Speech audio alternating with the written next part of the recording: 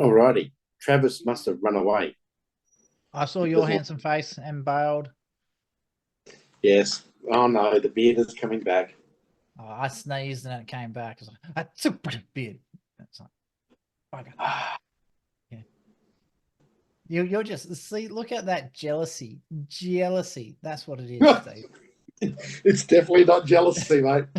I've I'm been trying to wearing the think, hat all day, so my hair looks terrible. I should have had yeah, a look in the mirror before I came on. I'm just trying to think, do I have to report you to ASIO? What for? Been a Muslim Well, terrorist, eh? yeah, Is that a little bit too early for these jokes yet? it might be. But hey, we're politically Hey, come on. incorrect, so it doesn't matter. GWC, we got Warren. Exactly. Uh, uh, so, Lies, lies. It does not need salt. There's a little bit in here. Where I want the wings, the grey wings, oh yeah, the wisdom wings, I call them. wins. Wisdom wings. Yeah. So I'm just seeing how many people are here. So what I'll get in the interest of being Warren, like not with the dancing, but anyway, press Y in the chat if you can hear us. I wonder if people actually still do that. Yeah, Warren there they go. does. God, I've missed doing these shows. Why? Because Y is a bent letter and you can't straighten it, Aiden. Exactly. So in the interest of keeping people entertained, I highly recommend having coffee with these shows and a pen and a pencil, or a pen at least, just so you can take some notes because they are really, really cool. That's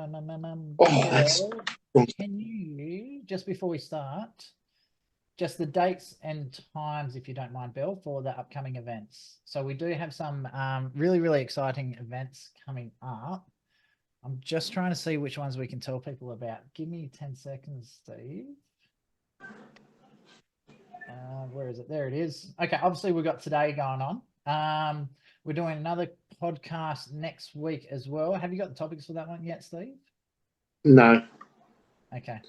I know Steve's, not Steve, Warren's sorting that one out as we speak. And then we've actually on the 27th, we've got the asset protection event, which is, I'm really excited about that one because from what I can see, Virgil is joining us from Silver Bullion. Yes, so he is. They're in the process of putting everything together for that one. My understanding is it's a one-day event and it's a free event, isn't it, Steve? Or is that the next one that's free? Yeah, so this one's a free one.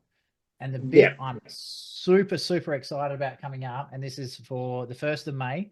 I don't know if this is confirmed yet. So can I say this one yet, Steve?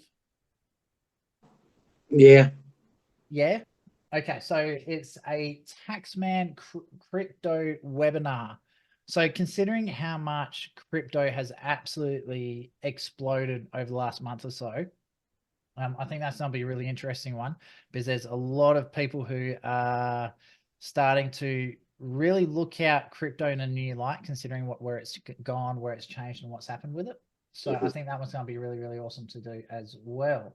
So the event on the 27th will be 8:30 a.m. to 2 p.m. So that one's next week. Is onshore, offshore asset protection. So that's going to be a really interesting one. I'll be honest with you, I don't know a lot about that side of things, so I'm really looking forward to that one. Yeah. Onshore, offshore is basically a lot of it is actually the same as onshore. It's just you're using different jurisdictions. I think where I get lost is not because obviously I know the Australian system and how to do things and how to get around things, which politicians surprise. I mean, encouraged not to look this way. Knowing where to get the information is where I get lost a lot of the times. And that's why I've got people like yourself and Warren I can always hassle. Another one is Shaquille Latimer I can hassle as well. I think we should get Shaquille into these webinars more often. Actually, we should annoy him. I don't know where he is at the moment. Last I heard, he was in Sydney. You know what? This is on me shit. Yeah, I think that's where he still is in Sydney, isn't he? Yeah.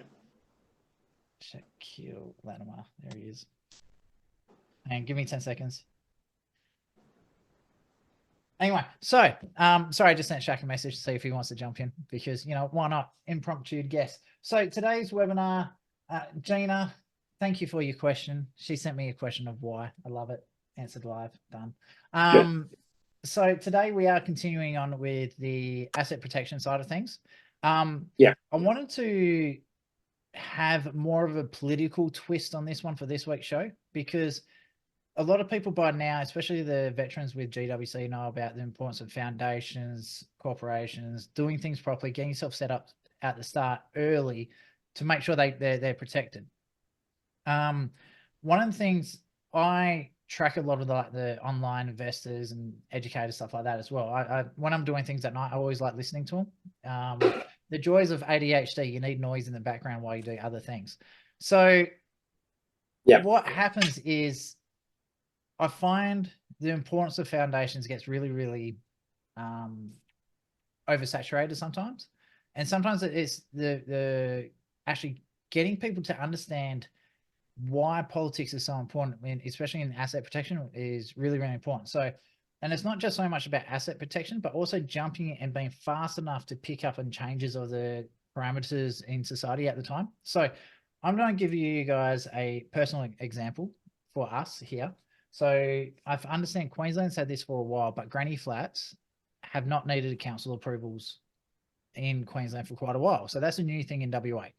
So Roger Cook, our premier over here, decided, you know what, we've screwed up the housing that badly in WA when I follow Queensland, which I can't believe we're actually doing that. And he's removed all approvals for granny flats. So the moment I heard that they were even contemplating that, I knew the cost to order in a granny flat into WA, supply and demand, it's just not push the price up. Happy days. So I jumped in and I ordered one immediately. $58,000. Happy days. Yes, I did it. It's on credit, whatever, happy days. By the time it got here, it literally arrived last week. We're about halfway through doing the bottom floor walls. So this is actually a 2-story granny flat, by the way. So A 2-story. Oh my God. So it's like got a bedroom, a bathroom, a kitchen downstairs, and it's got, they call it a sleep out, but it's bigger than my bedroom upstairs for a sleeping area. So I call it the cubby house upstairs. So I'm lucky because I do know a couple of like foundation guys that do concreting and all that sort of stuff. So I got them to do the foundations for me, because I can see once it catches up, the government's going to go, oh, great, we can get some revenue out of these guys. We'll go slap, everyone say they have to get engineers report, make sure it makes, the previous guidelines. So I intentionally went overboard with the stumps.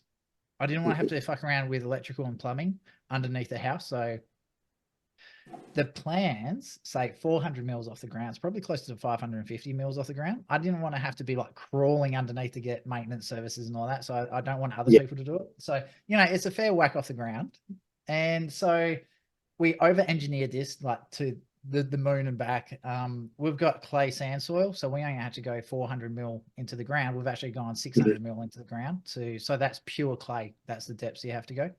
So, but what's happened is we can already rent, even though it's not finished, we've already got people asking for $350 a week rental on that place. So between my personal residence, and we had a valuation done on this one. So this is where it gets really fascinating. So our personal residence, this house that we're in now, that got valued at 420 12 months ago. We've just had another valuation come through, and the granny flat's not finished. We've literally only gone about halfway through the bottom story floors. It got valued at over $600,000 already. So we've already made in 12 months about $200,000 in the value of the property alone. That's how stupid property in WA is at the moment.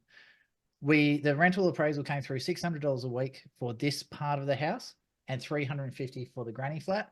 So without even really trying, we now have enough money in this house alone to retire in Southeast Asia.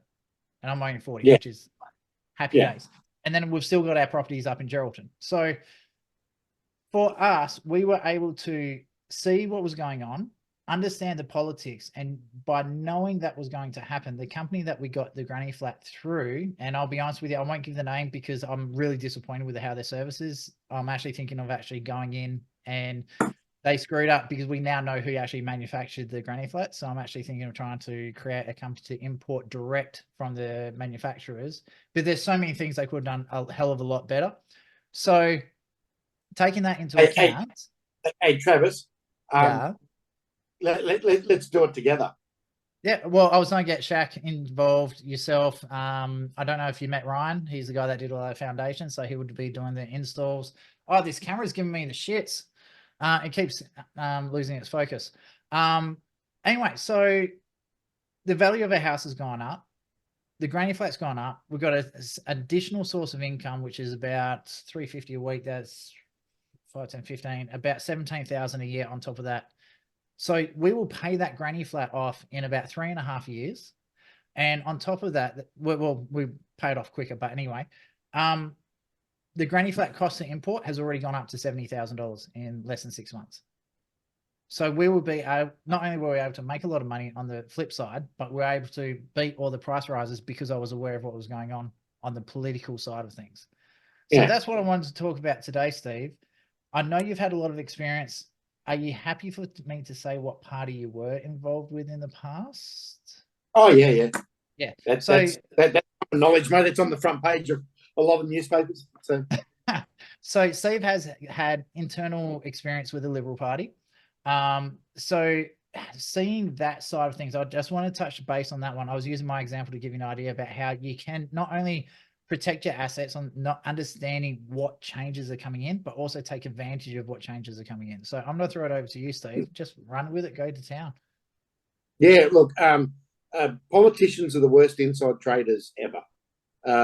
They're not supposed to, but they act on this information all the time for themselves. And it's one of the ways that the political class and the insider class, they actually can make a lot of money, or they can actually pivot some of the things they're doing to protect those assets, or what they're doing, dispose of assets, or put a shield around them or whatever, purely and simply because they're inside knowledge.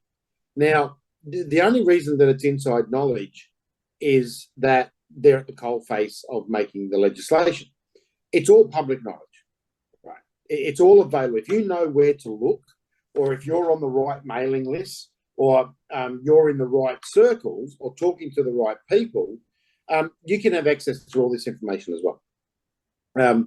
Just simple things like being on your local members' email list is really, really important, because they will bring out all sorts of bits and pieces, especially when it's election time, trying to pat themselves on the back and make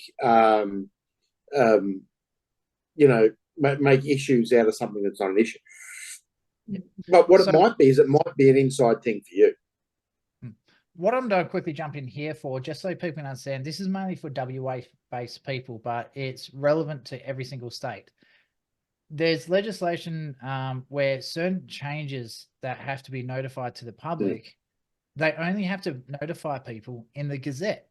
Now, not many people actually know what the Gazette is. So what I've done, I've just put in a link to the WA Gazette so people can actually see this. This is a publication that's put out by the Western Australian Premier and Cabinet. It's literally only them that are allowed to publish into this ones. Things that are also put in there: notice of deaths, notice of repossession of houses, a lot of legislation changes, council stuff, a lot of that's published in there. This is actually the only spot where most legislation, and again, this is most, there are some differences, they only have to notify people in the Gazette. They don't have to notify people in other areas. So it's always good. Just jump in there every now and then and have a look what's going on, because you'd be amazed what's going on, especially if, let's say, you're in a trucking business or something that uses heavy machinery. A lot of the liquidation of companies actually get notified through the Gazettes. So if you are looking for new machinery for whatever industry you're in, a lot of it will come up there. If you're aware of the liquidations before it goes to auctions, generally you can buy machinery for your business before it goes to auction, and therefore you can get it even cheaper than the auction prices. So that's just another way to save money when you're trying to do stuff. So it's in the chat for everyone to have a look at. So and every state has these. So every state parliament has their own. The federal government have their own. The governors have a version as well. So when they put out a bill and it goes to Assent, they'll publish it, right? So so then you know what it's in. But what you really want to do is also get yourself on the committee lists, so you're notified when committees are actually looking at legislation. For instance, that bill that went through WA Parliament about the granny flats, that would have went through committee first, right? But it might have only been in committee for 3 days. But if you know where to get access to the information for those committees, you can get notified. And most of the parliaments, they will notify you when a new bill enters the speakers, because bills come in through the speaker's box. So when a new bill enters, most of the time they'll notify you, and then you can work out, which committee it's in, follow what's happening, read the draft legislation, and go, "Oh shit, we need to prepare for this," or we don't. There is services out there. Some law firms on their blogs and that will publish updates about legislation that's up and coming. So you can actually then jump onto their mailing lists and get notified of that sort of stuff. Industry associations do the same thing. That they'll publish updated stuff so their members are aware. So there is plenty out there where you can actually start to get access to this stuff. But it's just being aware, right? Because if you can be ahead of some of these legislative changes, one, you can save yourself money by buying right, especially if you're going to do it anyway, or by being able to make some changes, because some of these legislations will come in, say it gets assented today, it mightn't take effect the 1st of January. But what typically happens is it's not until a couple of weeks out from January that the media pick up, oh, this change is happening. Well, when that happens, it's too late, because you normally don't have time to make changes. So a prime example of that one, and just to give you a bit of a kudos on that one as well, the Aboriginal Heritage Act in WA, that was actually passed nearly 2 years prior to it actually coming into effect. They had a whole heap of workshops to try and educate people on how it's going to work. And they also, through the Gazette, advertised for people to put their input into it. So if you actually knew about it when it came through, but you were reading the Gazette, it would have meant that you would have been aware of it beforehand. You could have been put a submission in as well. And you can save yourself a lot of hassle if you're involved in the process, and you can actually help to shape it to go where you'd rather it go, rather than where other people is. And hard times, you just got to participate. You got to be a part of it to make it do what you want it to do. And this is why I always say politics matters.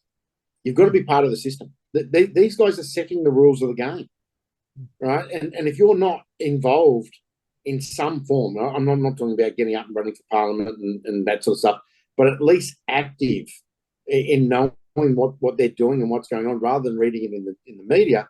9 times out of 10, what's in the media is shit, right? It's not correct, right? Or it's so old, it's not funny, right? And you actually need to get in really early on some of this stuff, especially when it comes to like tax changes or changes to legislation that may affect your business. For instance, some of the legislation that was up here in Queensland that affected the fishing industry, that legislation was in bills 18 months, 2 years beforehand, but a lot of the consultation didn't happen until 6 months before it was going to happen. So a lot of guys that were too busy fishing, all of a sudden, are getting hammered with new legislation, and some of the guys have lost their entire business because they weren't able to pivot or adjust or get a new license for another fish species or something. So it can have real major. That's actually a really good point on the fishing side of things, because a lot of, obviously Australia is run by trucks. So there's a lot of businesses that are heavily involved in trucking or transport in some way. The fishing side of things, changing a license isn't something where you just go down to the corner shop and say, hey, I need to change my license. You pay your fee and off you go. That it doesn't happen that way. There's always this slow, especially when government's involved, it's always slow. Because we started the process to get the granny flat about 3 months before the laws actually changed. So luckily I did actually know someone who worked in the Armidale Council, and they were like, hey, you might want to wait a bit. So that was my little trigger. It's like, what's going on here? Did some research. But let's say they turn around and change the licensing on truck licenses, whatever. So there's a slowdown in the speed at which things get delivered. All of a sudden you have a supply chain issue going on. you're not getting your stock. So things like that, even though you personally may not be in the trucking industry, changes to other industries that are associated with your industry can also have catastrophic effects on you. And it's funny you should bring up that fishing one, because on Edge Radio before I think it was before Christmas, we actually had a show with Derek called The Greater Wealth. One of the issues that he actually brought up is across the south coast of WA, they've actually set up 75% of our fishing area, there's a space about 25% of fishing area is responsible for 75% of the fish that's caught commercially, has all been turned into nature reserves. Yeah. So that's going to have dire consequences to the fish supplies within WA. So at that point, if you have, but not just WA, all across Australia. So if you have a restaurant that your specialty is fish, you got to be prepared for that. And if you're not aware of the politics side of things, you can't pivot in a timely manner to catch up to it. So this is one of the things where I think it's really good that GWC is actually taking more of a awareness of what's going on the political side of things. So I think it's really important. And the more people can understand this, I think the safer and more secure they're going to be in the future. And most people go, oh, I don't want to be involved in politics. I don't want to be. It's not about being involved in politics. It's about being aware and knowing what is going on. Because if you what do they say? Was it forewarned is forearmed? Yeah. Right. So if you know what's going on before everyone else does, that's an advantage. Oh, right. Absolutely. And information, the whole world works on information, right?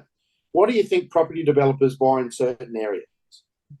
Because they know what changes are going through. They know what material use changes, what planning changes are all coming, right? Because they're involved in that part of the business. They know what's happening, right? There's a reason, investment funds. Yeah, there's a reason why they donate so much money to political parties, because they want that information. Yep. They don't do it just to feel good. No, and a lot of it's not donating just by giving money and you turn up. A lot of it is attending the events, attending speeches by ministers, attending gatherings, and if you're not going to those, you're not going to know what's going on.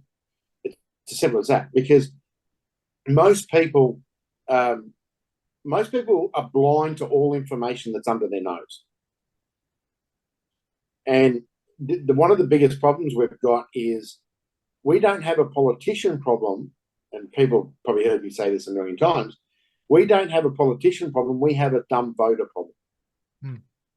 Is because most voters aren't informed and have no idea about anything that goes on with politics and how it affects them. Right. So voting Labor, for instance, well, you're going to get more socialist. You're going to get more socialist ideals and all that sort of stuff. Voting the LNP at the moment, you're going to get more corporatism, because they're going to bring in all the bits and pieces that are smashing small and medium business, right? When they used to be for the small business. Now all politicians are for the inner circle, which is all big business, both sides.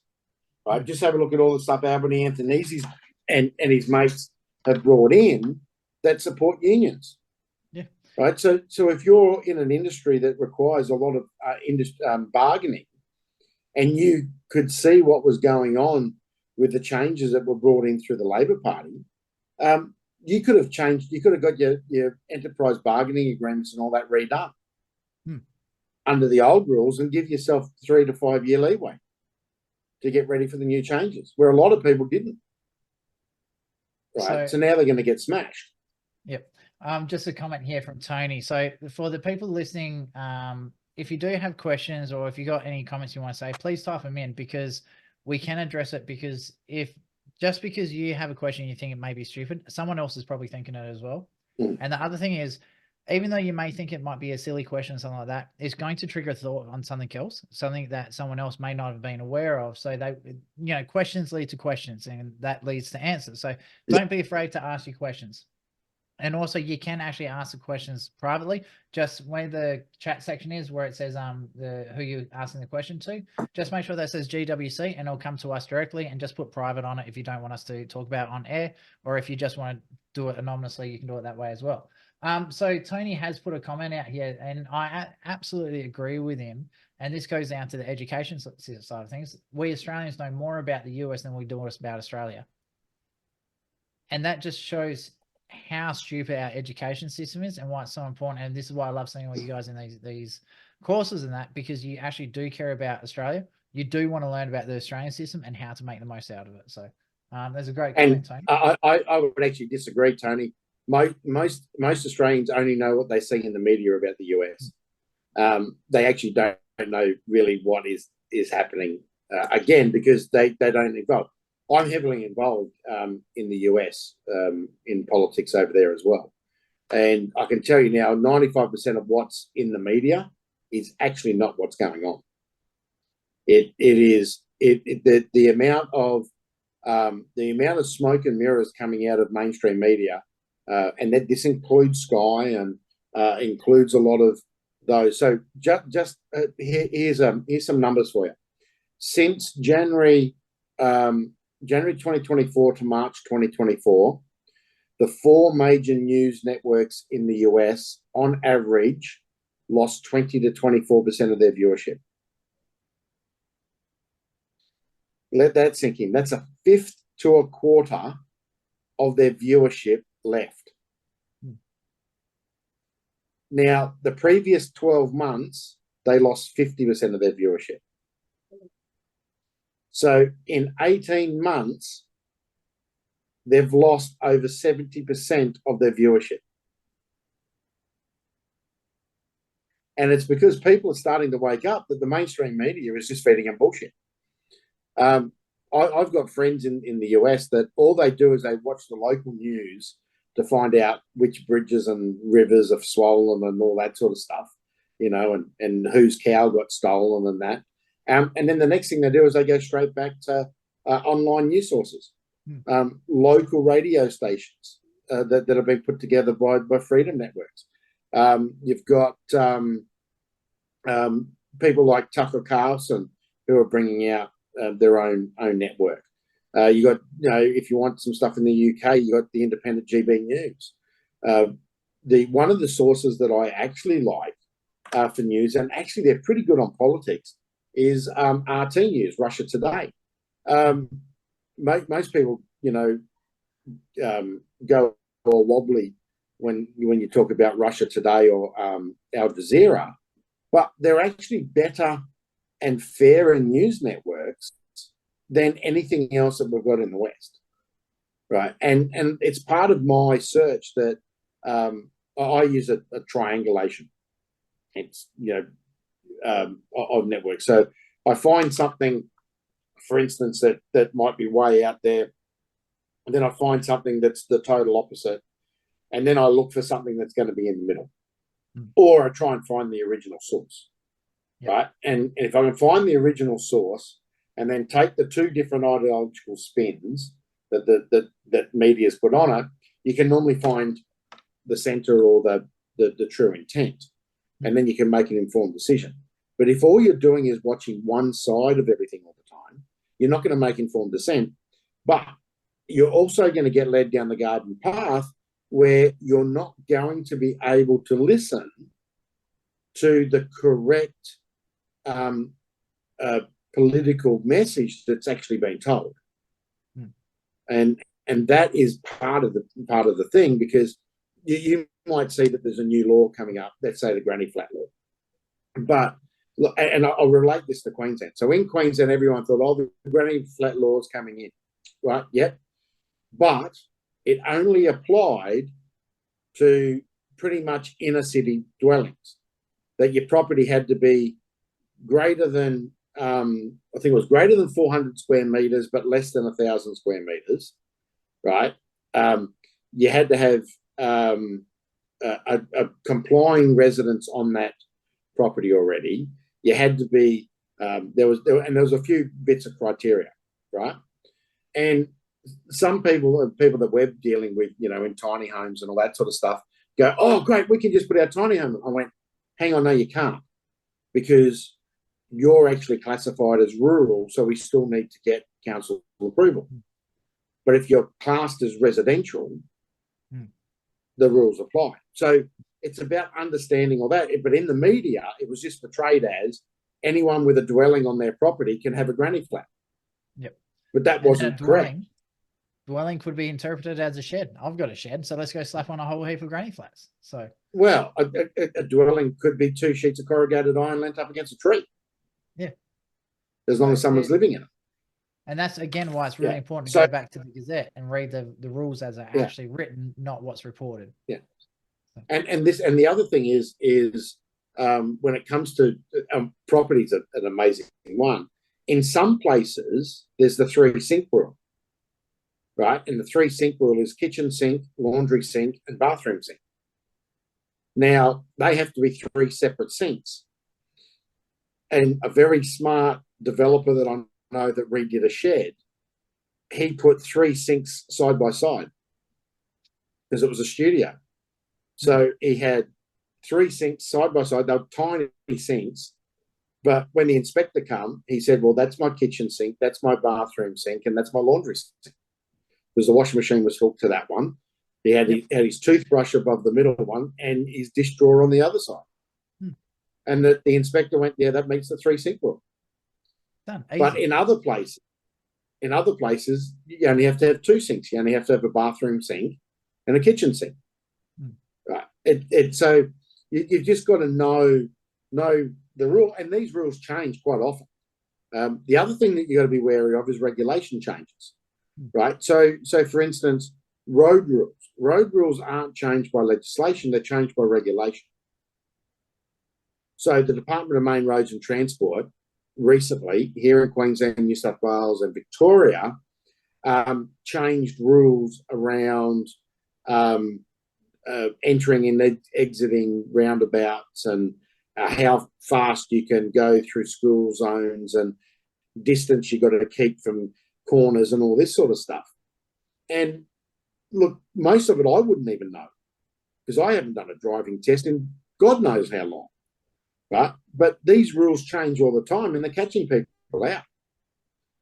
For instance, in Queensland now, the speed cameras don't always have to be signed. Where in New South Wales, I think it's in New South Wales that all the cameras have got to be signed. Like they've got to warn you that they are. In Queensland, it's only the fixed ones that have to be signed, and you've got to be alerted to a fixed one, not a mobile. That's the same in WA, because a lot of the ones, the multinovas, I think that's what they call them, aren't signed. I think you'll like this one, Steve.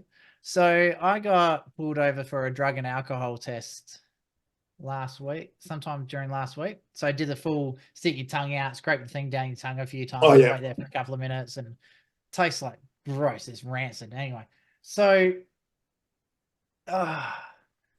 I asked the cop, so how many speeding tickets have I had? And the cop was really cool. I don't know how Luan got away with this. Luckily, his body cam wasn't on. And he goes, oh, you've had a lazy 50 fines. And I'm like, what? And he goes, yeah, since the day you got your license, you've had 50 speeding tickets. Wow. Yeah, I worked it out. It's less than 1 a year. Sorry, it's more than 1 a year because I'm only 40. And then Luan chimes in and she goes, and this is on like the cops right there. And she goes, wow, you speed a lot. And I've even taken a heap for you. And I was like, oh, Luan, that's fraud, honey. And the cop's just laughed and he goes, I'm glad you're joking about that because my body cam's not on. I've got no evidence. And I've got, Luan, honey, that's fraud.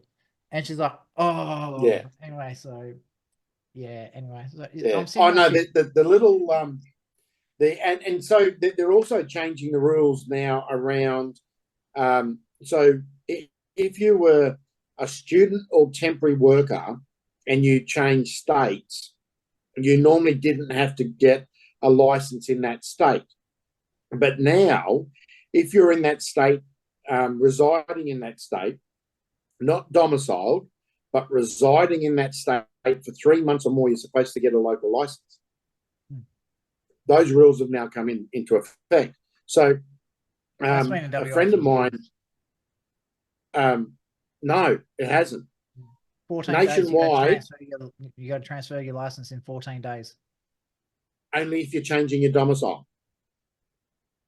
If you live in WA from another state, you've got 14 days from the point you change your residential address to WA. You got 14 days. Yes, yeah, that's exactly right, because you're changing your domicile. You're not changing your residence. You got to know the difference between domicile and residence. Once again, you've got to know why politics and words matter. Domicile means that you're changing your principal place of residence. Yeah. If you are moving your principal place of residence to a new state, yes, you've got between 14 and 30 days, depending on where you are in the state. If you're in rural areas, it's normally 30 days. If you are temporarily residing in a state for more than 30 days, for instance, you normally reside here on the Gold Coast, but you're working in Newman on a 6-month project, you're now supposed to change your license to WA. What a crock of shit. Like, I'm sorry, that's just retarded.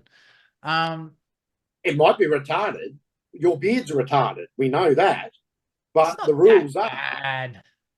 Come off it. Well, I don't know. I've just texted my mate at Asia. I'm trying to find out if I should report you. But that's the rules. These are the rules that are changing. And it's all coming down because if you've got an interstate license and interstate registration, right, all they can do is give you a fine, and especially if it's speed cameras. And what they'll do is they'll go, oh, he's not in our state, he's out of our jurisdiction. Yeah. And a lot of it's coming down so that they can enforce the fines. My slow lucks, I can't believe I got a speeding ticket because this thing is like 95 diesel. It's a 2.8 litre. It's slow as shit. Hang on, Shaq's just messaged me. So I got a speeding ticket. It was only like 8 kilometers over or whatever. But there was it was 11 Ks over. So I was supposed to get demerit points, but there was no demerit points on it because it was licensed under the business name. Yeah. So there's no demerit on business. So that's why you should. I was stoked with that. Your fine's a little bit more, but as a business, so instead of say 300, it's 500. But I always put vehicles and boats and all that sort of stuff into business names, because then you're legally allowed to change the driver. Yeah, you can legally nominate the driver. Sorry, I'm just seeing some details to Shaq. It's on Messenger. There we go. So we might be getting a special guest dropping in at last minute. So I'll just keep an eye on that one. The other one, I was talking to another friend of the station, Derek Whitaker, about some of the other things especially around the asset protection side of things, what to be careful of. And he's all over, especially what's going on in other states. So the one he brought up, is Shaq there? No. So at the moment, after what's happening, obviously there was all the stabbings over East over the last couple of days, couple of weeks. They're now trying to pass laws over being able to stop and search people without a warrant, like with a metal detector. And if you get nailed, it's going to be a criminal conviction if you're caught carrying a knife in public, same as if you had a firearm on you or something like that. The biggest problem that Derek raised with this one, this again going back to why it's important to set yourself up properly the first time. Let's say you're in an industry where you can't have a criminal record at all. So I've got a couple of mates who are explosive guys. They detonate on the mines. You can't have any criminal record at all. The moment you get one, you're fired on the spot. There's no second chances. Yep. Even if it's not your fault and you're appealing the decision, the moment you're charged, you're fired. It's as simple as that. So he was saying there's a lot of jobs like that now. Yeah, I think even being a captain of a boat and all that sort of stuff, where you got paying passengers, now you can't have criminal records and stuff. So, Uber's fine. oh yeah, Uber, they encourage murderers. Yeah, exactly. So, no, I hate to admit it. I have done Ubering in the past. So it's really scary, especially on the eastern states of Australia, how much they're trying to flag people's personal lives, especially to their business and what they're able to do.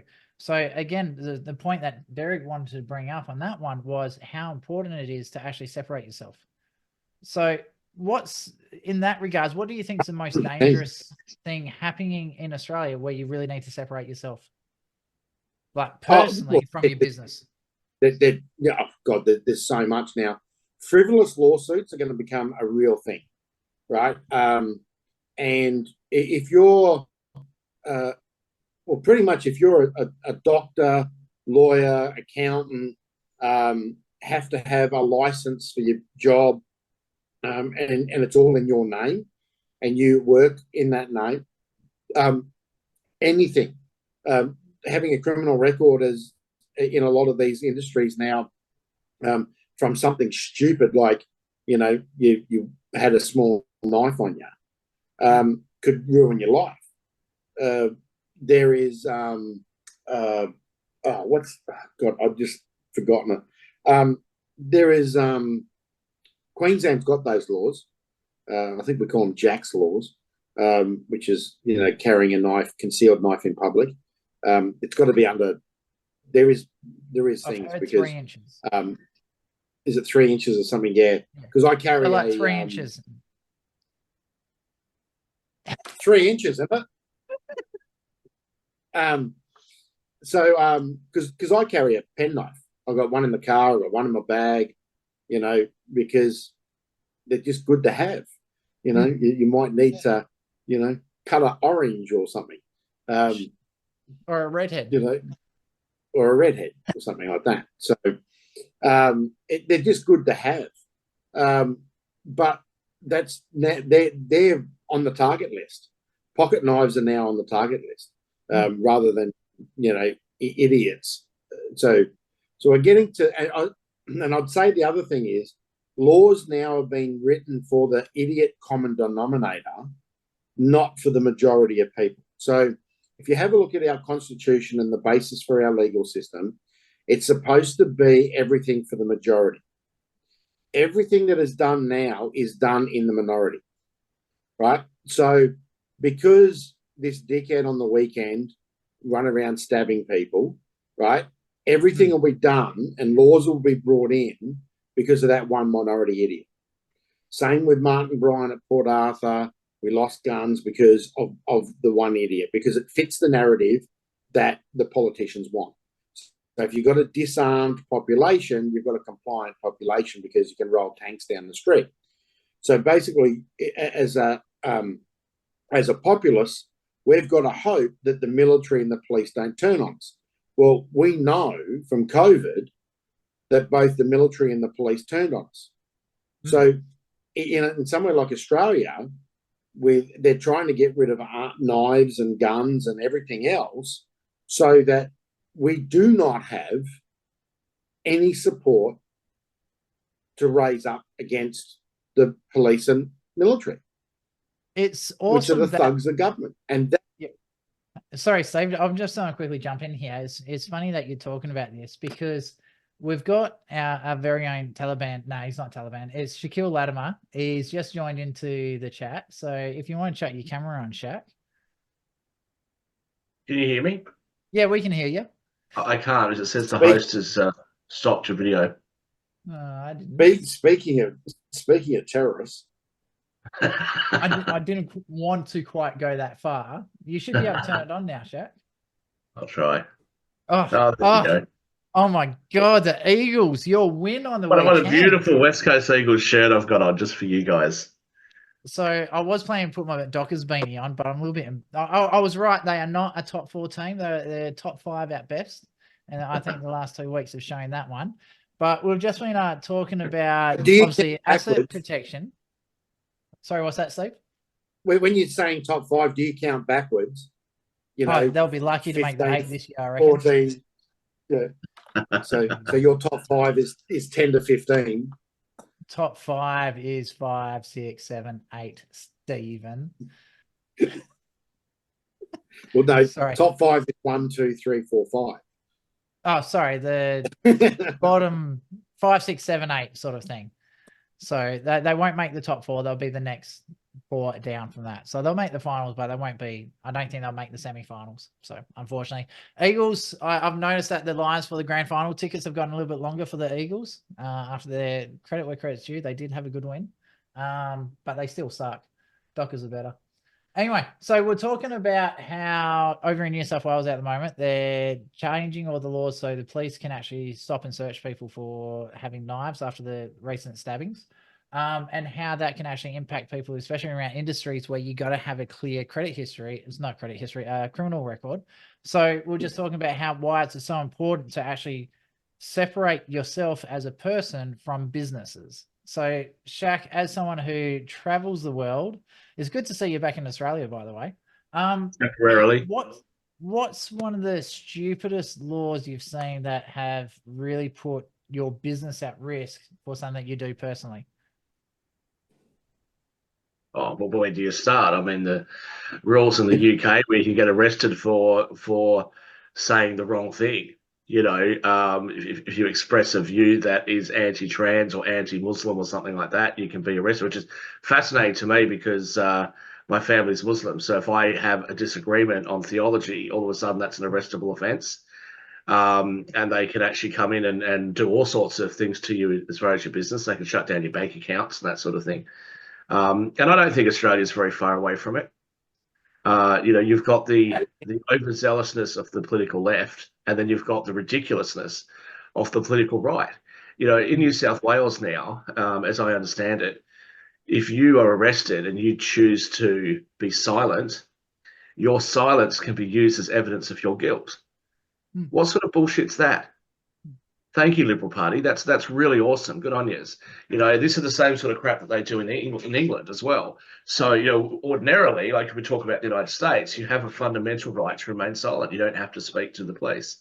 The fact that they've tried to change that in New South Wales, and they're trying to change it, by the way, in Queensland. They're trying to change it in Western Australia. So these sorts of laws are just absurd. I think that we have to stand up for our civil liberties. We can disagree about tax rates. We can disagree about, you know, trans issues and abortion and, you know, how a kid should be educated, all that stuff. We can all have our disagreements. You're never going to find two people that completely agree on that. But surely our civil liberties and our ability to restrain government should be a fundamental principle that we all adhere to. But the problem, Shaq, is you're actually wrong there, because out of I think it's millennials and Zs, something like 70% of them believe that our civil rights should be taken away from us. Oh, exactly. And that's what's so, I don't get it. You know, I was in New Zealand recently and my cousin has security cameras around his house, which I understand. I've got security cameras around mine. He's actually got a security camera inside his house. And I was like, dude, what? Like, why would you have that? Okay, to be fair, he's the only one that's got access to it. Him and his wife, you know, the only ones that have access to it. But I'm like, hang on, what? Like, why would you have a camera inside your house? So there was a study that was actually done that something like 70% of Gen Zs would agree with having cameras not just inside their house. So in his case, he has it in his living room.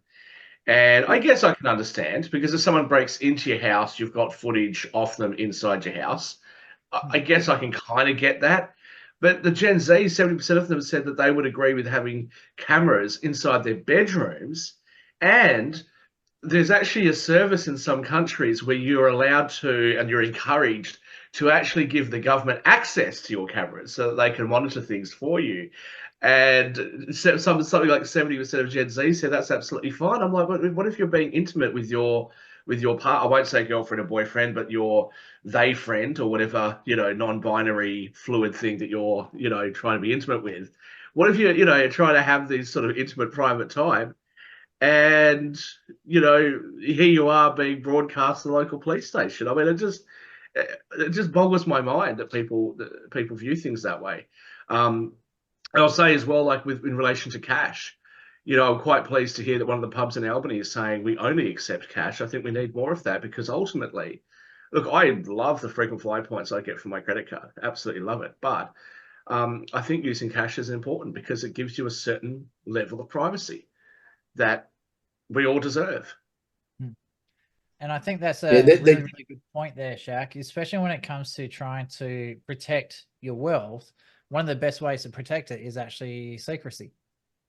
If the government doesn't know what you're doing, how can they attack it or make laws to actually have a go at you? So I think making so the five richest, make sure that you've got assets overseas. You have to make sure that, you know, stuff that Stephen does and Warren does, you know, is to help people to look at overseas structures and things, because it's not just a matter of having your assets spread out across different jurisdictions. It's also a matter of, you're ultimately, unfortunately, required to trust a government somewhere, right? If you own property in Australia, you have to trust that your rights to that property are going to be enforced by government. And, you know, do you trust government? Well, yeah, you can trust government except for when you can't, right? When the rubber meets the road, you often find that you can't trust government. They do all sorts of other things. And so I think that having a plan that you've got access to assets and things overseas outside of the clutches of any individual government is probably a wise thing to do if you're able to. Do you think it's here's the thing, that the top 10 richest families in the world, no one knows their name. So there's a couple of guys that I know that work for very, very wealthy families based out of Switzerland. And we got talking a few years back, and they were saying, in our office, there is 3 families that no one in the world actually knows their name. And the whole firm has massive NDAs, and they check social media all the time. They are checking emails and everything, these families, to protect their secrecy. Right? And these very, very wealthy families, that's what they do. They set up structures, they set up privacy measures. They have people represent them and all that sort of stuff to protect their privacy, because they just don't want people knocking on the doors. Especially government. And, especially government. I do want to a lot of these families, 7 generations.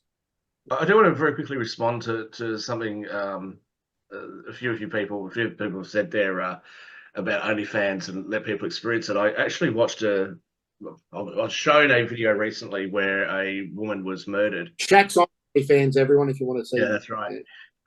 This woman was actually murdered, and the footage was actually taken inside the bedroom. And I had asked the investigating officers, I'm like, what the hell? How'd you get this footage? They're like, yeah, there was a camera inside a bedroom. I was like, what? Who does that? And apparently that's quite common. And actually, if you look at funny cat videos on YouTube, there's a heap of them where the couple are lying in bed and the cat runs across the bed and knocks over a lamp or whatever. And I'm saying the same thing. Who has got the cameras in their room that are like nightlight cameras or whatever, you know, they're infrared or whatever? Who does that? I just, you know, anyway, this is the generation. This is what they're doing these days. So, like I want to have an electrical device, a phone, tablet, computer in my bedroom. No wonder I can never get hold of you, Stephen. Exactly. What really busy watching your OnlyFans. But what really scares me, I've always loved Shaq's OnlyFans. What really scares me is that, you know, growing up, now I'm 40, you know, there is a certain sense of obligation that we have to the older generation, right? We make sure that they are sort of okay in their retirement. I'm 40, I don't have kids yet. And what are we, is my generation relying on this next generation to look after us, or we get older, we're fucked? I mean, it's like the kids coming through today, they don't know what gender they are. If they're supposed to become productive members of society, 20 years from now, these Gen Zs are going to be in politics. These Gen Zs are going to be running for the office of Prime Minister, the office of, you know, Foreign Affairs. We have some serious dramas. The only saving grace I think we have is that many of the young people today have actually become quite conservative, or based is the sort of term they're using, where they're open to ideas. They don't really care what you're doing with your life. Just they're not going along with it, and I think that that's a really positive thing for us to be saying. But otherwise, yeah, I'm a little concerned about our future somehow. Well, that's why you need a second citizenship and residency in a country that still has, conservative, great values, like some of the Eastern Bloc countries or Asia. Yep. I mean, I've got a second citizenship, and the country is currently run by Conservatives. It's just that I don't think that England knows anymore what Conservatives are supposed to be. Well, they're not. There's no Tories left in the UK, right? I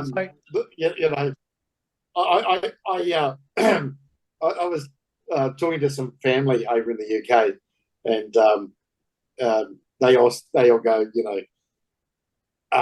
when you're coming back and when you're coming over, and I said, well, whenever you get rid of these bloody idiots that are running the country, because most of them are worse than the Labor Party.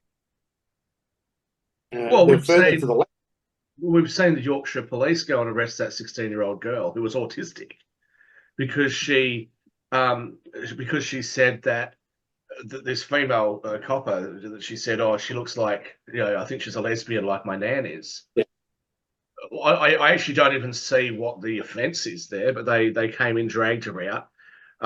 It's just atrocious. I mean, meanwhile, knife crime in England has gone through the roof. It's staggeringly bad. But then again, yeah. So I was talking to friends of mine in Vladivostok. Vladivostok in Russia's gone the other way. They were saying 2 years ago, right? They would lock their windows. They would this in the middle of the day. They'd lock their cars, lock that. They said now we leave our keys in the car. Yeah, it saves you having to get a window. Well, no, because the economic situation over there has gone through the roof. Unemployment is nearly zero. So you haven't got all the youth and all that sort of stuff running around, and if they are, they're getting tapped on the shoulder and shipped to the Western Front, right? So most of them go, "Fuck that! I'm getting a job. I don't want to join the army." So their whole economic situation, Russia's going through the roof, right? We're hearing bullshit in the media that it's suffering and it's going down. It fucking hasn't had the best. It's basically in the best economic time that it's ever had. Under the what do they call it? Perestroika. But these countries, this is what happens. If a country, a country goes into some conflict, everyone hates them for a while, right? And then everyone jumps and goes, "Oh, we've got to be nice to these countries now. Oh, it's all different." Russia's going to experience a massive boom. Of course they are. Yeah. So. But again, I think that it's important to look outside of Australia for investments. I think it's important to look at the BRICS nations because we're certainly going to see a lot of growth there. And just look at what countries are actually trying to do. I mean, in the UK, for example, they have a special type of tax scheme called non-domicile remittance-based taxation. Beautiful scheme. And right when I'm about to use it, they've repealed it. So off to Ireland I go. Go to Italy. In Italy's non-dom status has had a 900% increase in people sign up to it. Yes, well, I'm not in the last 6 months. I'm not an EU citizen, whereas I am actually able to access Ireland through the Common Travel Agreement. I'll have this conversation with you off air, but yeah. So you have a look at what countries are trying to achieve certain things. So you look at the UK. Is the UK business friendly? No. Are they trying to attract entrepreneurs? No. Are they trying to increase anything in relation to productive investments? No. So most of the investments that you're actually seeing, international investments into the UK, are going into property. So that's great for the real estate market. London property prices have gone through the roof. Those are non-productive assets. So where are you actually going to see any real growth in the UK?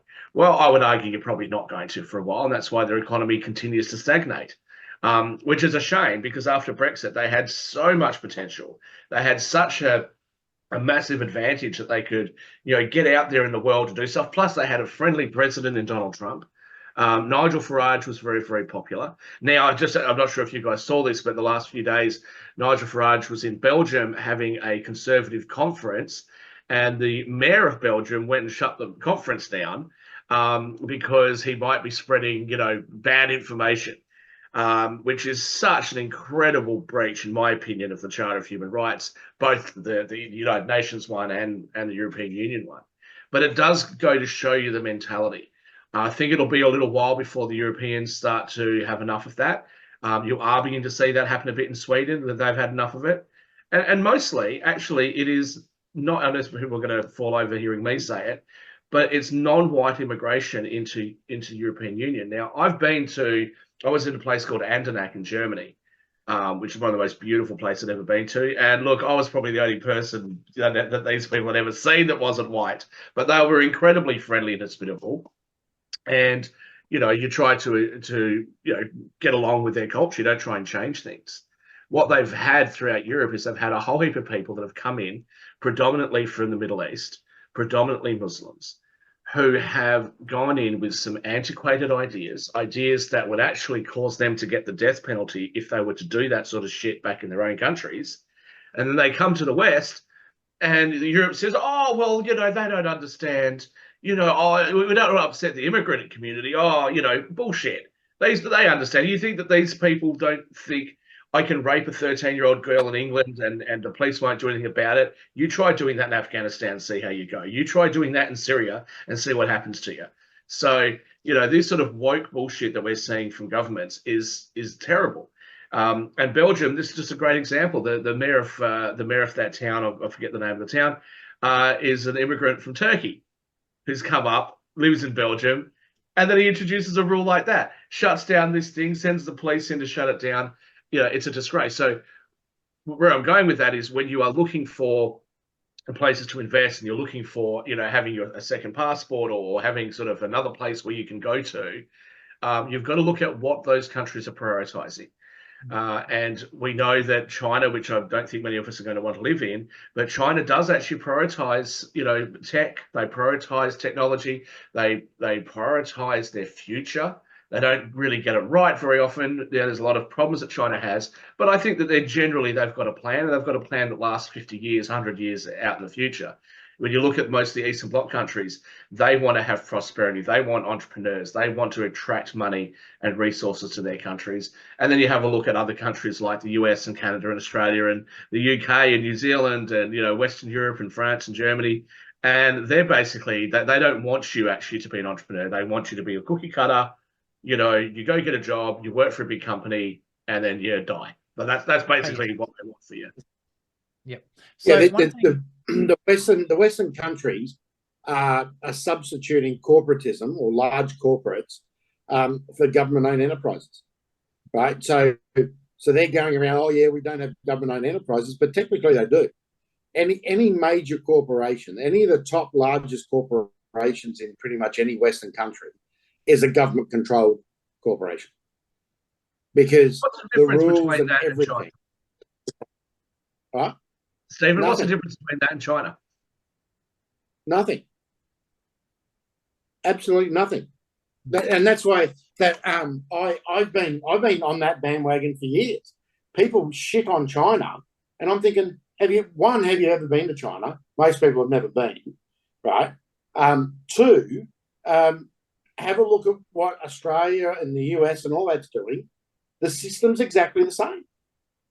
There is basically no difference. It's just that we have the illusion that you can vote for someone different. But the problem is we have dumb voters who only ever vote this way, these two major parties, and they're both the same, right? So you're never going to get anything to change. And if you have a look at countries like Russia and China and Brazil and these BRICS nations, India, right? Yeah, okay, they haven't got it right. But that's in our view.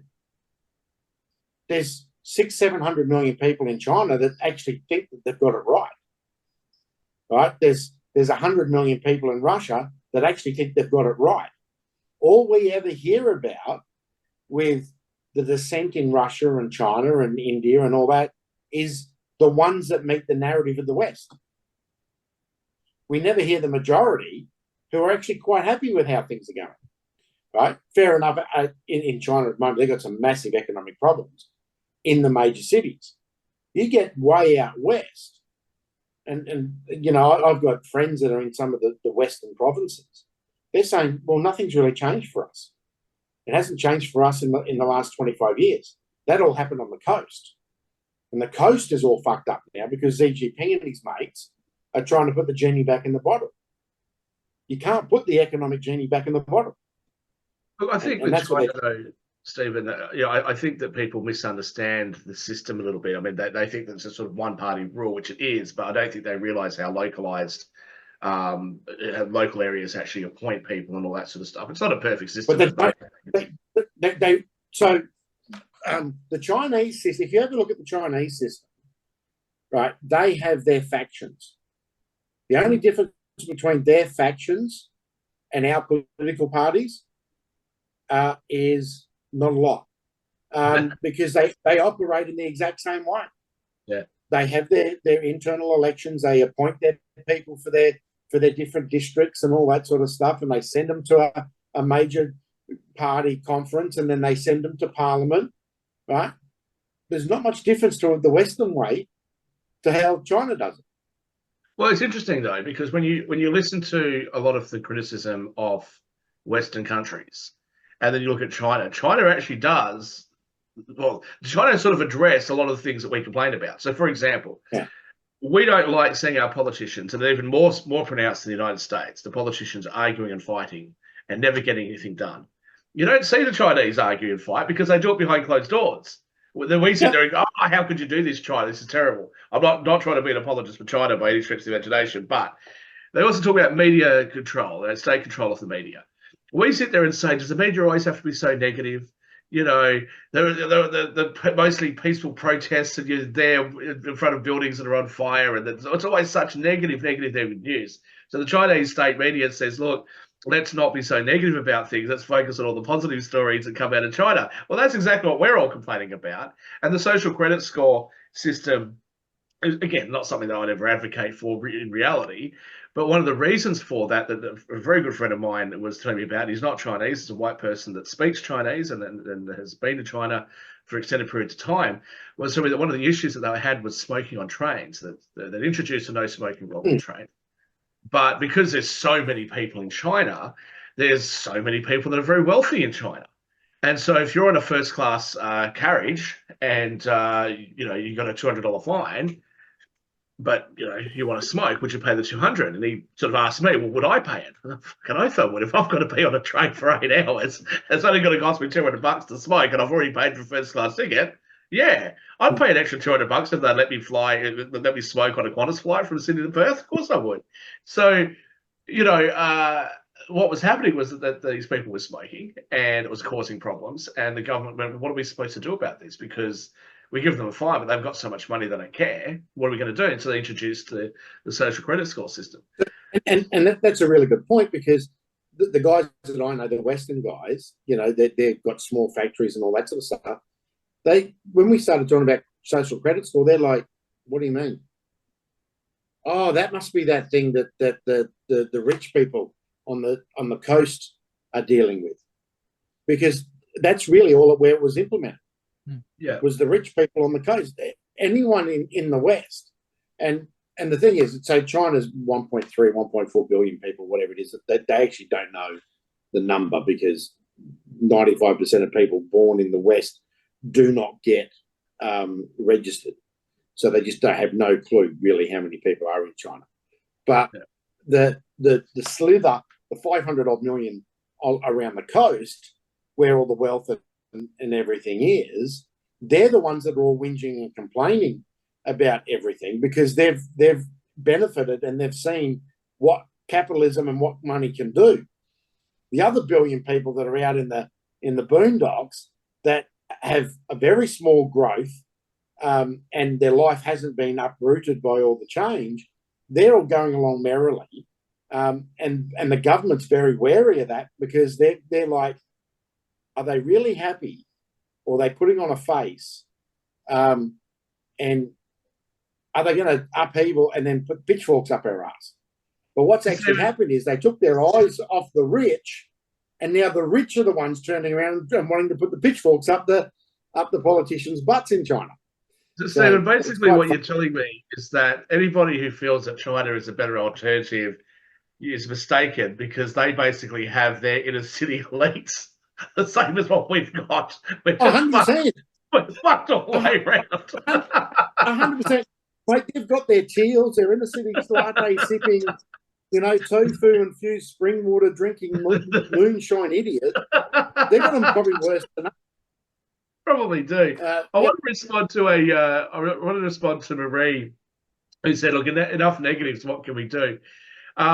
Look, Marie, I'll just tell you quickly in relation to my own personal journey that I sat there. I've been so angry for such a long time at what I consider to be bad governance and all the bullshit I've had to go through in my life and all that sort of stuff. Let me say this. I think that there's a certain level of freedom that you get when you look at the country and just go, even your own country, even here in Australia, and just go, you know what? There's no point me dedicating my life to arguing about all the things that are crap, because it's even if you could change it, I don't want to paint a hopeless picture, but even if you could change it, even if you went into politics and became the prime minister, there's limited things that you could actually do, right? So there's always going to be things that happen in life, in government, in policy that you're not going to like. I think the focus has to be, what am I trying to achieve for myself? And for most people, I would say that really comes down to two main things. One is their general financial well-being, and two, probably more important, is the well-being of their family, that they want to be able to provide for their family. Most people who have children would like their children to have a better life and better opportunities than what they've had themselves. So I think that you should focus on that. And then when you look for, where can I put my assets? You may not, I don't think that there's a single answer for most people. I don't think it's a matter of, okay, look, everybody should go and put their assets in XYZ country. I think it depends on exactly what your circumstance is. But it also might be a case, if you've got a little bit more of a complicated situation, like I do, that you might be looking at several different jurisdictions at the same time. But what you're actually looking for is you're looking for freedom. And it's the freedom to be able to say, I actually don't care too much, other than my admiration and love for the country I'm from. I actually don't care anymore what the government does. I don't care what rules they pass, because they're just not going to affect me, because I have things going on elsewhere. And when you're in that position, it's a much easier way forward. Now, if you are not or cannot be in that position, especially, for example, if you own massive amounts of land in Australia and it's difficult for you to get out, well, then what you have to do is just to make sure you've got backup plans, and that you manage your finances the right way. I mean, leverage into that land, so that if you lose it, well, the bank's losing it, not you, that sort of stuff.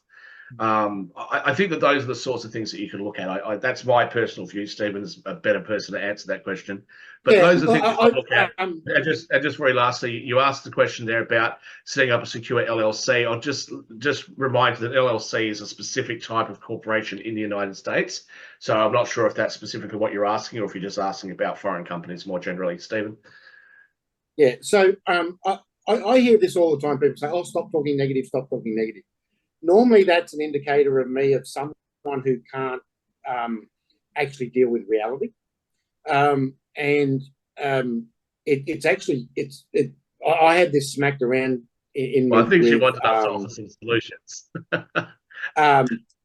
Yeah, but there's difference about how you frame it. So by saying enough of the negative, but that's your opinion. There's 20 of us on this call, right? And we're looking at framing stuff in a way that you need to be able to handle both sides. And the whole thing about protecting yourself is actually understanding the negative. It's actually more about understanding the negative than understanding the positive, and being able to deal with the negative.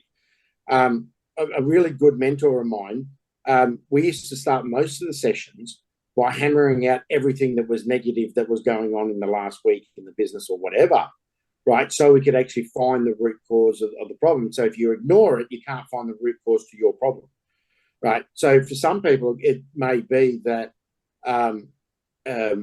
where your real answer lies, and as Shaq says, this is for every single person. It's different. There is no one size fits all. Every single person is different, and you can spread jurisdiction risk by just going across several states in Australia. You don't have to go overseas if you don't want to. I strongly believe that you should be jurisdictional diversified over a number of countries. But you've got to know the negatives of those countries as well, right? Every country has negatives and positives. So what I would say is, one, really understand all the negatives and the ones that affect you. But two, out of that, find the negative. Say, for instance, most Western countries, we all have the same negative problems, right? So your solution, if your solution to one negative in this country, it's not really going to be solved by moving to an identical country. So you've got to then look at something and go, as Shaq said before, the BRICS, because they're doing things different. The reason they're becoming the new empire is they're doing something different. If you do the same thing over and over and over and over again, wasn't it Einstein that said, if you did the same thing, it's insanity? And the Western world is, we're all going in that insanity realm.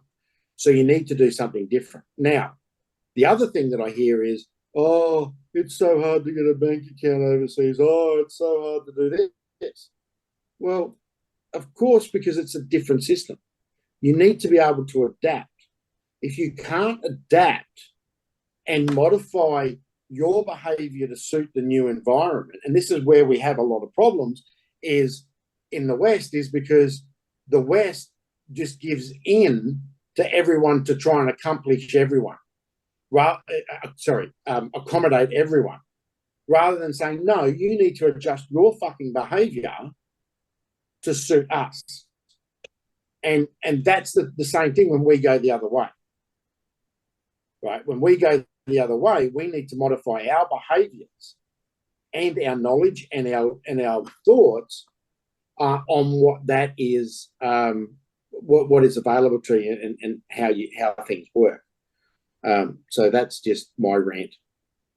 If I can tap in on I'm going to go short, guys, because I've got another recording to do very shortly. Well, I'll tap in just for 1 minute on that. I'll just say to people as well that you've got to be careful not to fall into the trap of thinking that you got regulations here that hold you back, so let's go somewhere which is non-regulated. Now, I do that. I have got some exposure to places that are not regulated. At the moment, I've got a bit of a drama that I'm currently dealing with. And I said to somebody recently, thank goodness I actually did this with Australian law firms in the regulated environment of Australia, because I know that I actually don't have to do that much work. I don't have to worry about anything because I know that it's all protected. They're all going to have liability insurance, et cetera, et cetera. So there's goods and bads for everything. As I said, I think it's important to have a healthy exposure to both. Opening up bank accounts, might be a different process. It's not that difficult. It's really not. So if you really want to go through a process to protect yourself and have all these options, well, then there's a process that has to go through. You've got to go through. If you get married and you're a female and you change your name, I'm sure that you've got to go through a whole big process to deal with all those sorts of things. So anything in life that is going to help you generally is going to take a bit of effort. So. All right. So what I'd love to do, right. Nothing is and look, a lot of Australia's banking rules actually don't comply with just about everywhere else in the world. Especially I know your customer rules.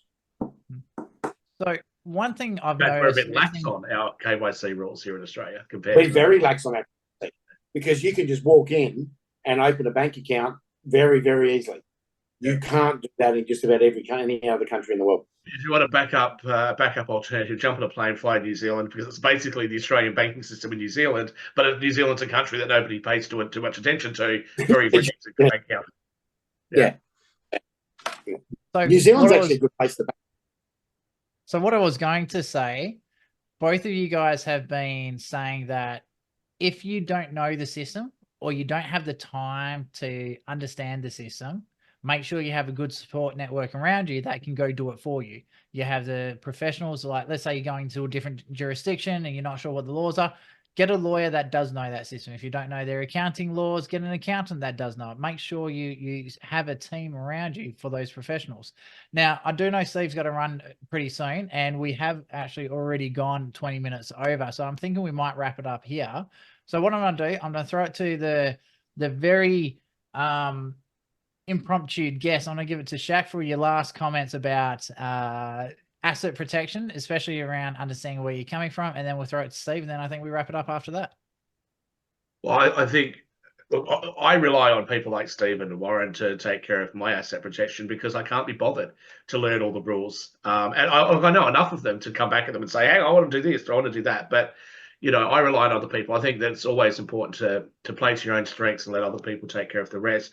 But I will just say this, if you forget about what asset protection means in relation to protecting your assets at all, and think about it in terms of what does it mean for your life.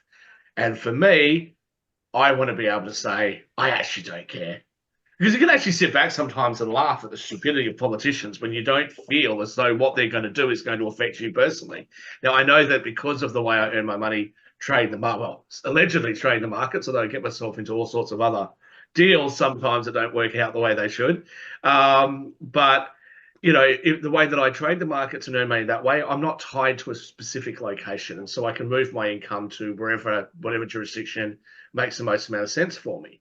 And that just means that I can sit back and not be quite as affected, because I remember even recently, Stephen can talk about, how I was carrying on in 2020, where I was just very kind of highly strung about politics. And I was like, I can't believe they're doing this. And and you can't live your life like that. You've got to be able to kind of take a breather and relax. And I think that having your assets protected and just knowing that you're okay allows you to do, my mother's favorite saying, it's not my monkey, not my circus.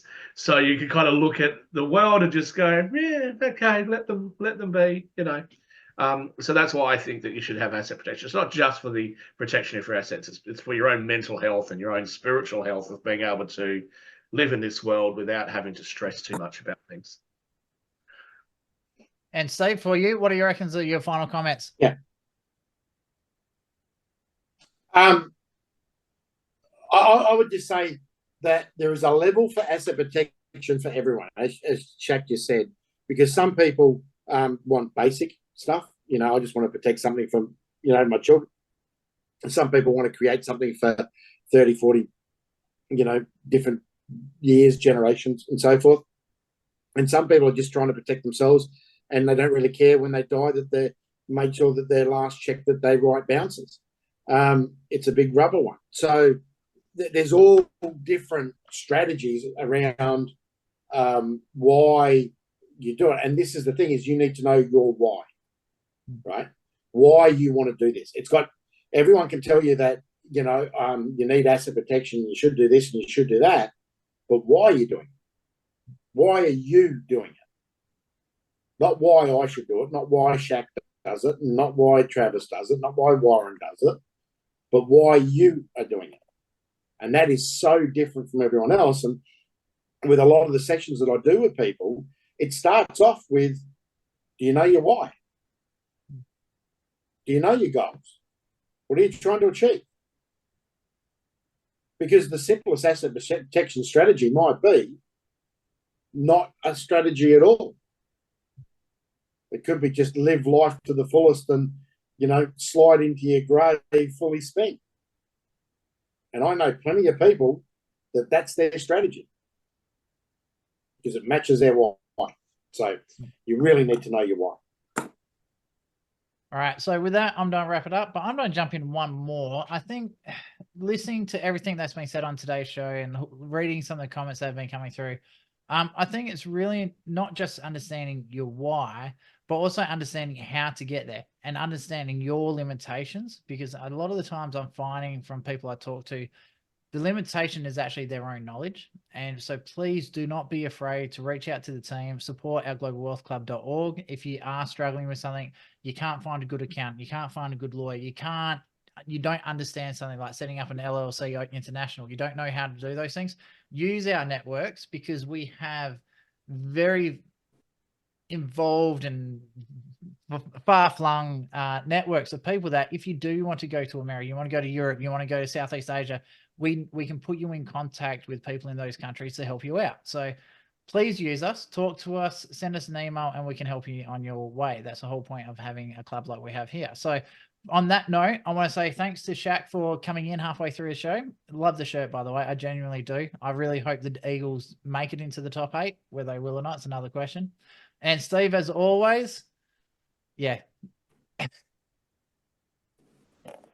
All right, ladies and gents, hope you enjoyed today's show. And don't forget to put some comments in if on anything you would like to see us cover in future shows. So I'll leave you there. All right, thanks, guys. Thanks, gentlemen. Thanks, guys. Yeah, bye. To kick the habit that my mind is free.